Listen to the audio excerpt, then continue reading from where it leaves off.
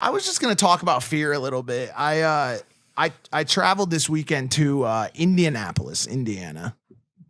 Beautiful city, very clean, nice people. Shout out to anybody watching this from Indianapolis. Go Colts, I guess. No, I'll say go Pacers because I have a team in football, so go Pacers. And for the week prior to going there, I was going there for this public speaking engagement. I was going to do a public speaking to a group of service providers. That's all I was told. I didn't know what kind of service they were providing. I was going to give this speech about my book, and I was going to get on stage before Jordan Belfort, and it was like this big thing with hundreds and hundreds of people sitting in this auditorium. And for the entire week beforehand, I had tremendous anxiety. You guys, everybody who watches this show knows that I struggle with anxiety. I have, these bouts of, panic, anxiety, sweating, all of this stuff that goes along with performance.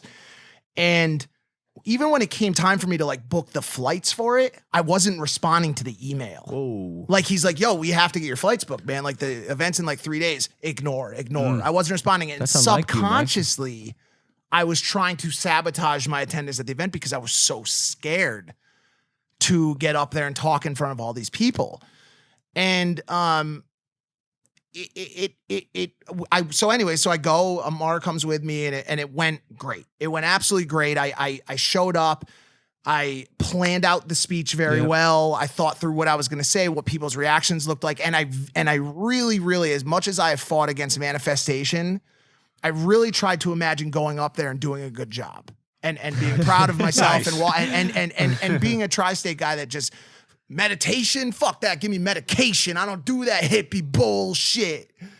But I did it, and I think it worked. And so I walked off stage, and it brought me back to this thinking that the thing that separates you being the person who emulates and looks at celebrities and business people that are succeeding, the thing that separates you from them is they always show up. They always show up. I had to show up no matter what happened, whether I fucking broke down and melted on that stage from the worst panic attack of all time. I had to show up because if I didn't show up, I wouldn't have had the success or the failure to learn from. And so I just wanted to bring that back to people because I know there are a lot of people out there that struggle with self-doubt, worthlessness, depression, anxiety, and they say, I'm not getting out of bed today. You have to show up, just go. You have to not be scared of the potential failure, and you just show up. And for people that have that around speaking on stage, the one thing that I learned was I started calling it prep and rep. I prepped so hard for speaking in front of these people, so hard so that every reaction they had, I had a joke to make. It went so freaking good.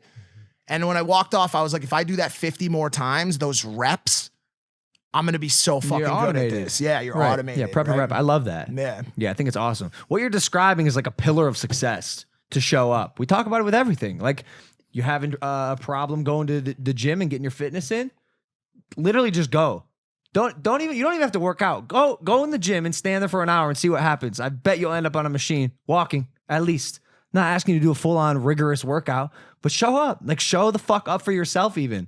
I think about that all the time. Like, what am I doing this for? Probably me. Most of the time I'm working on myself and trying to become better. Show the fuck up for yourself. Nike has their entire slogan is this. Just do it. Could be just show up. Might as well be show up. Just do it.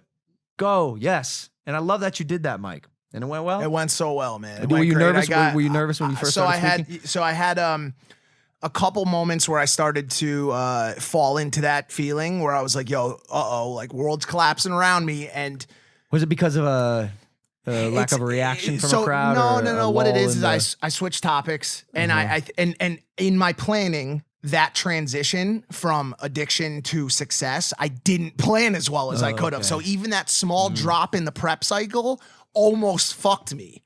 So that's why the preparation is so important. But I got through it. I was making jokes, and the jokes were very important. And the other thing that I really dove into at the end too was somebody asked me like, "Why are you so good at networking? What is it that makes you so good?" And I said, I've said this before on the show. I always smile. Every person I meet, the first time I meet somebody, when I shake their hand, it's, oh shit, yo, what's going on, bro? Yeah, good to meet you, bro. Yeah, you too, man. I heard about like whatever, right? And I told them when they go out on their break to clock their interactions with people, go up to 10 people when you leave the break. 5 of them smile, laugh, be even maybe a little over the top animated about how happy you are.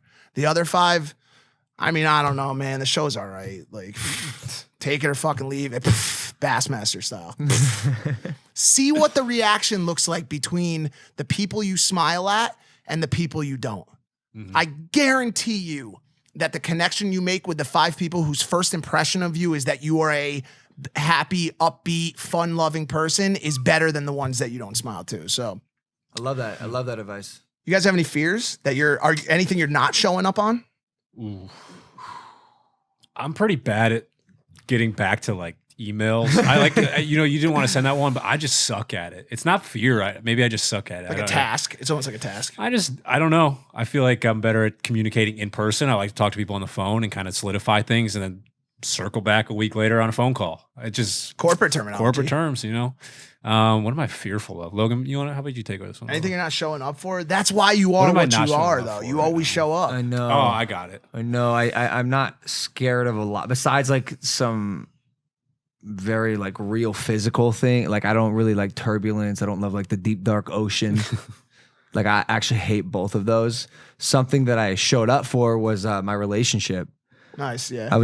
I'm terrified of putting my heart in another person's hands. Are you fucking kidding me?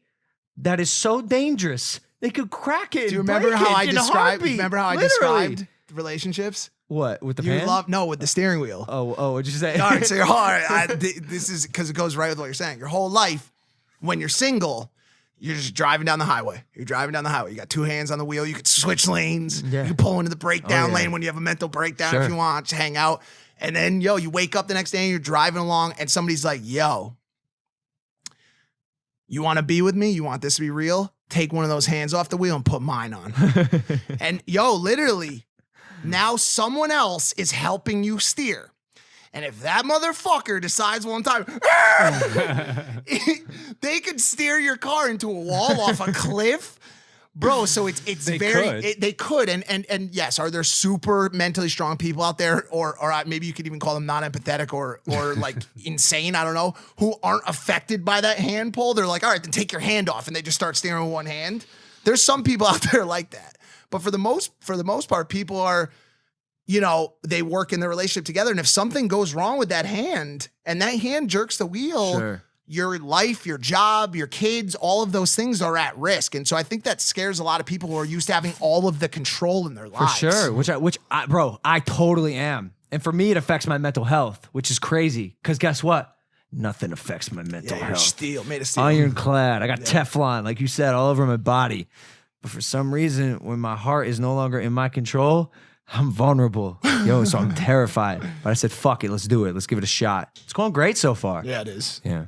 But that's love, though. Love is vulnerability. Love is opening up and letting somebody else, have the chance to fuck your life in the ass if they want to. You know what I'm saying? Sure.